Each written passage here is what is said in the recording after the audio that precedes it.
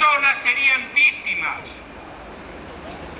E a pesar do que din as autoridades nos medios de comunicación, que estes días tamén queren de algún xeito neutralizar a opinión pública e calmala, ca idea de un plan de emergencia para 400 metros, digamos, do eixo do centro dos tanques.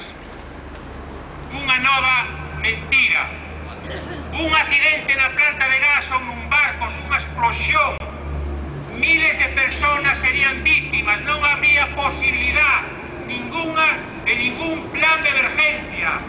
O único plan de emergencia real é que esta planta ilegal, instalada ilegalmente dentro da ría de Ferrol, ten que salir do corazón da ría.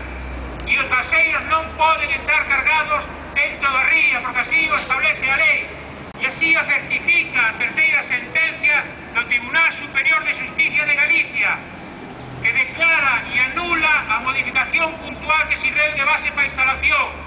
Por tanto, emplazamos e exigimos ás autoridades que antes de que seña tarde, o máis sensato e o máis de sentido común é paralizar a actividade que desarrolla ilegalmente Reganosa e impedir a entrada ilegal dos gaseiros cargando.